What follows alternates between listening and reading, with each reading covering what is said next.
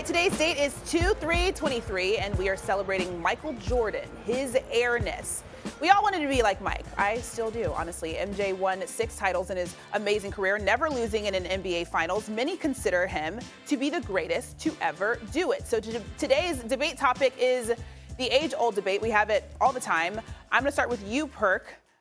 Is MJ the GOAT? Hey, why I gotta be that one today?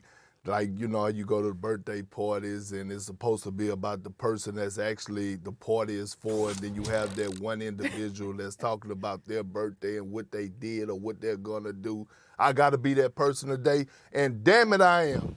When it comes down to the GOAT conversation, and no disrespect to MJ, because I got J's on my feet right now. But come on now, this conversation is dead. It's LeBron James, and we already know. I'm not even about to get into the history, and when we get to talking about pressure, and no other athlete in history of sports has had the pressure of LeBron James and lived up to it, we're not going to even dive into that. See, what happened, Christine, is this. I've been working on my vocabulary this year, you know what I'm saying? I'm trying to enhance, you know what I'm saying, working on my craft a little bit. And I came up with a word, synonymous. You know what that means? Okay. Meaning one and the same. That's what the NBA and LeBron James is. One and the same. LeBron James is the NBA, and the NBA is LeBron James. And it's point blank, period. There's no other way around it. When you talk about accolades, check, check, check. When you talk about longevity, check. When you talk about having the greatest career of all time, check. And again, I know Stephen A. is going to come up here talking about he went to 6 finals and won all six finals MVP. Good for him. Kudos to Mike. But again, I keep telling y'all, this is not an individual sport. This is not boxing. This is not golf. This is not tennis. Championships help your legacy in basketball, but it does not define your legacy when it comes down to a team sport, because you could do all you possibly can, and it's just the others didn't live up to the hype. So when it comes down to the GOAT conversation, and we're about a week away, or a little less than a week away than LeBron James being the all-time leading scorer in NBA history, I think this conversation is dead. It is dead. Actually, it should have never been alive. There's nothing to discuss here. LeBron James is on the Mount Rushmore of basketball. One of the greatest players to have ever played the game.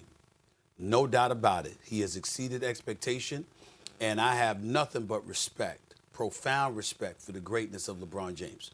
But I have told you before, he never was, he never has been, nor will he ever be greater than Michael Jordan. It will not happen. It's not even a debate for me. I haven't even, listen, the only reason I discuss it is because people occasionally ask, and I always get annoyed at the question because I'm appalled that anybody would think I'm going to change my mind based on what I saw. There's nothing to discuss here. 10-time scoring champion, 9-time All-NBA defensive team, undefeated in 6 NBA Finals appearances, all MVPs of all 6 NBA Finals. LeBron has 6 losses.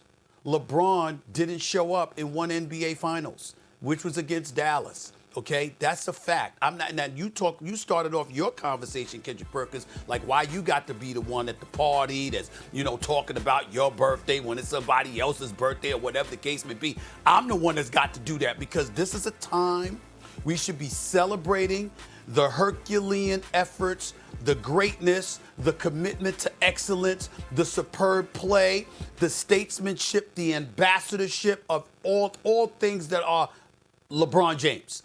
This dude is something special. I will miss him when he is gone. The game should miss him when he is gone. He is nothing short of phenomenal. His children are watching, his wives, his mama, his wonderful mother, Gloria, his boys, Maverick and Rich, and everybody else in between, and all of these cats. And nothing but love for them and him. The man is phenomenal. He just ain't MJ. Because let me tell you something, man. Forget the stats for a second. Because obviously he played a longer career and all of this other stuff. I love how somebody like you, and Christine, just in case you don't know, I'm sure you do, but just in case you don't know, Kendrick Perkins was this big dude, you know. He was an enforcer. He wasn't there to score points, even though he could. He wasn't there to score points. He was there to rebound. He was there to defend. He was there to beat people up. I know this because, he got in fights in the back area. He know what I'm talking about. Kendrick Perkins done fought a few people. You understand what I'm saying? He didn't mind. He didn't mind beating people up. This is what he was, okay? I'm saying that to you to say the game of basketball was played at an elevated level of physicality back in the day. The road to prosperity, one could easily argue, was far, far more difficult. We're not talking about better talent, because the talent today is elite and supreme, and we get that. But it's also been helped and facilitated by changes in the rules that, dare we say, has softened the game to some degree and protected a lot of dudes. Not that LeBron would need that, because he's 260 pounds and people don't give him enough credit, because he could hurt people a hell of a lot more if he wanted to. But the point that I'm trying to make, when you think about what Jordan had to go through in order to be who he was, I'm talking about as an individual. You understand? We ain't talking about championships, even though he still has more championships than LeBron, even though he still has more league MVPs than LeBron, even though he still has more finals MVPs than LeBron, even though he still has more defensive player or defensive team. And he was a defensive player of the year, by the way, 1 year, okay, and deserved it about 2 other times. We don't even have to get into all of that.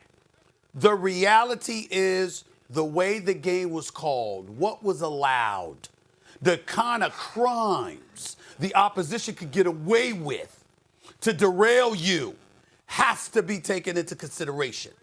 Kendrick Perkins is entitled to feel the way that he feels, and that's fine. All I'm saying is my mind on this specific topic will never change.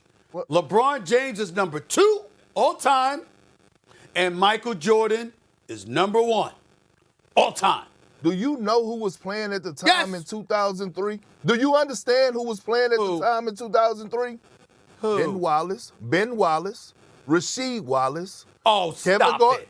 Oh, stop it. Stop it. Kevin Garnett. Hold on. That brother was a warrior. But physical. Hold on. Time out. Do you realize this? I'm just telling you the physicality of when we came into the league. In 2004, do you realize that the Detroit Pistons, in my opinion, was one of the greatest defensive teams to ever play the game of basketball? They won the bad boys, though. Oh, they were something close to it. They were something close to it. They weren't the bad boys. I didn't say close. I said they weren't the bad boys. But Stephen A., see, this is what I'm saying, though. Just because you was allowed to tackle people and throw punches back then, that doesn't mean that the level of physicality was different. They just stopped all the nonsense. That's it. This is not football. Again, this is the game of basketball. And don't even get me started when it comes down to enhancing and improving your game every single season. You know why LeBron James is able to average 30 right now at the age of 38? You know why? Because do he still have the explosiveness to beat somebody off the first step like he did, 5 or maybe 10 years ago? No, but it's still there. But you know what he got? He got a consistent three-point shot. And he's a far better three-point shooter than Michael Jordan. The stat shows it. You can see it with your eyes. First of all, it's not far better. He shot 34% from three-point range. Michael Jordan shot 32% from three-point range. And back in the day, they weren't really shooting threes like that. Come on, Perk. What you mean they wasn't shooting threes? What you mean they wasn't shooting threes? They weren't shooting threes like that, not like they do today. Not like they do today. That's not true, Perk. We're talking about LeBron James and Michael Jordan. All I'm telling you is I'm talking about the eras. So listen, you know what made me come up with the word synonymous? You know what made me come up with that word? Because LeBron was just in Madison Square Garden, and you should have went to the game, but I know you have your reasons why you would never go to a Knicks game, and that's fine. Management, okay? Knicks. So I was sitting up, I was wondering, was he going to score 40? And the world was just wondering how many points he was going to have, the journey of when he's going to break Kareem record and become the all-time leading scorer. And you know what he did in the Madison Square Garden? He passed up Mark Jackson on an all-time assist leading record. Went to number 4, I believe it was. And I said, well, dang, we sitting up here talking about the scoring title, and here he is top 5 in assists. See, this is what I'm trying to tell you. The effect Oh, on my the Lord. game. Well, can I respond? What? Can I Yeah, respond? go ahead. Can I respond? First of all, your word is synonymous. How about this word, persnickety? Have you ever heard of that word, persnickety? Persnickety is a truculent individual, a dude with attitude because he don't want to hear what other people gotta say. I'm paraphrasing it to some degree, but it's somebody that's a bit abrasive, mean mugs you, think he's gonna scare you into believing what he believes. It ain't working with me today. The fact of the matter is this: LeBron James was a pass-first dude. We understand that his game, his all-around talents are not to be questioned. One of the greatest ever, and I get all of that. But at the end of the day, when you look at what Michael Jordan has accomplished and you saw the times that he was playing in and what he pulled off despite the adverse circumstances he was facing, there is no question. There is no question. There is MJ and then there's LeBron. Period. Hey, now, you're going to Mount Rushmore basketball. Be happy with that. I'm glad he was cooking Thunder Dan and Jeff Hornacek. Here's my last thing to you. You said LeBron is a pass-first player. That wasn't the only ones he was cooking. You said he's a pass-first player. Well, he sure about to break the record. Yes. He sure about to break the record. That's right. He's for phenomenal. Pass-first player. He's phenomenal. Yeah. You know what? He ain't break Michael Jordan's record for championships. Yeah. He ain't got the championships. He ain't got the league MVPs. It's not an individual. It's not an individual. He don't have sport. any of that. It's not an individual sport. All right. Well, we talking individuals though. But we talking individuals right now. You can recline back all you want to. I was like, Perk, why are we doing like that? I got him red, Christine. I got him red. I guess that's the got him red. I don't know. A sensational shot. Oh, did you see that one? Michael Jordan. It's not on Elo. The Bulls win! That's a rockabye baby in the cradle. Oh, what a move by Jordan. He hammers it down, waving the finger. Michael for three. Yes, yes! Bird guards Jordan. Kobe Bryant and Michael Jordan. An emotional moment. The last shot in the NBA. A winner!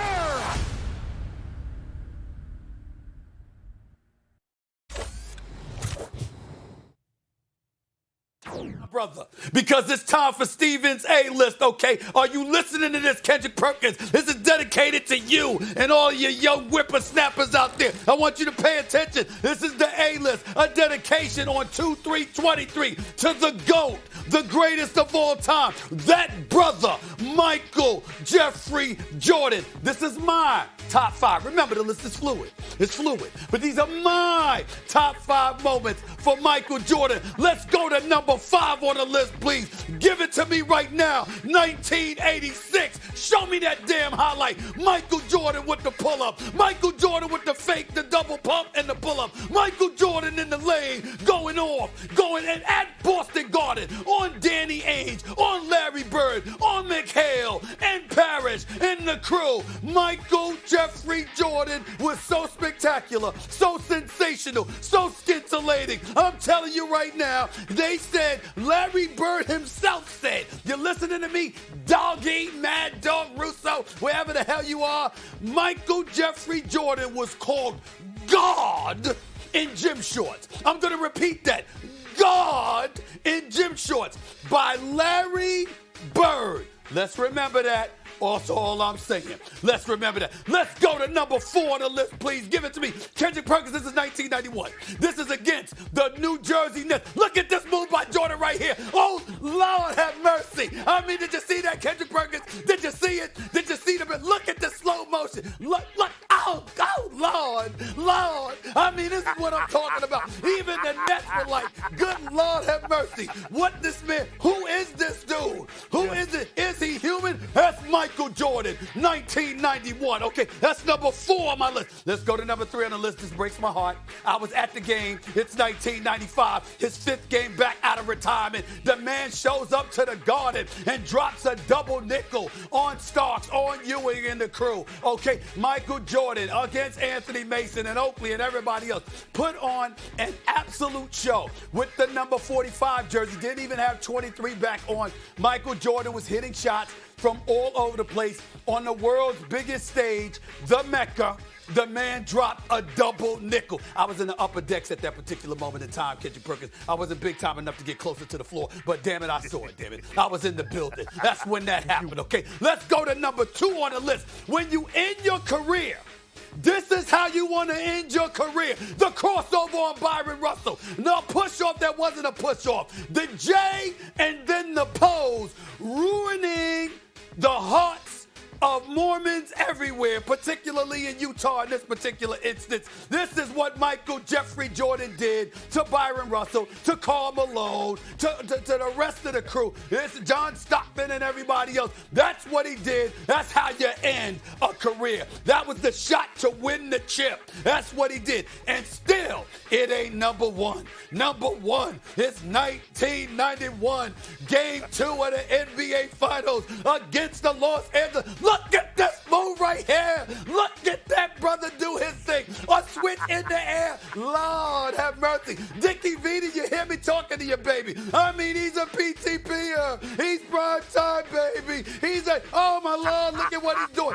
Michael Jeffrey Jordan putting on that show. There are imitators and then there are originators. That brother is an originator right there. You saw it before. I've seen Dr. J do great things. I've seen Connie Hawkins do great things. I see David Thompson do great things. But when I saw Michael Jordan did that, I said, good Lord have mercy. And you know what finalizes it all? Every time I talk to Irvin Magic Johnson, my brother, who I was just on the phone with yesterday, he sat up there, he just sits up there and talks about how paralyzed he was, staring in the rim because he couldn't believe what he just saw Michael Jordan do. Yeah, oh no, yeah, this is what I'm talking about right here. Those are my top 5 moments of Michael Jeffrey Jordan. You heard me?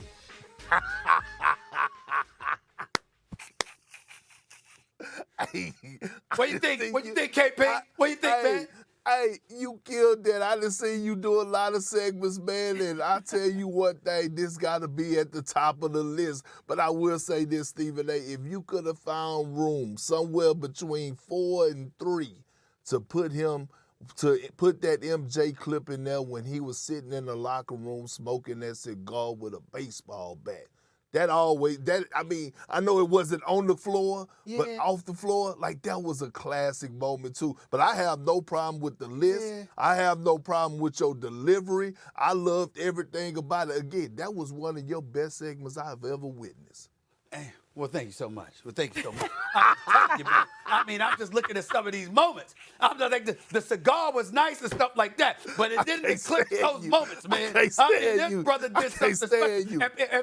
And people keep forgetting, KP, that move that I showed that he did on the Nets. I mean, contorting his body and oh, Lord, through 4 dudes. 4.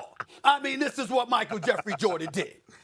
The brother was special, Christine. That was pretty solid. That was pretty solid. You definitely did it justice.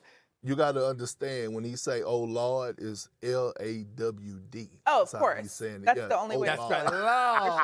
For sure. Lord. A couple of W's in that one, actually. Okay, that was great.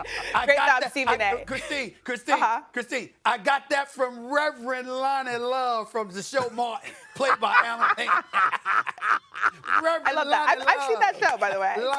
Solid show. 2-3-23. We're calling it Michael Jordan Day. So, Stephen A., I know there's been so many iconic Michael Jordan moments. What is your favorite story or memory from MJ? Well, my favorite story is not really a story, an incident per se. It's what I heard about him. He is the kind of person, or was the kind of person, that would go to an opponent and he would figure out what agitated him most just so he could get max effort from them. Then he'd go out and drop 40 or 50 on them. His ability to demoralize, not just defeat you, is what stands out in my mind to this day.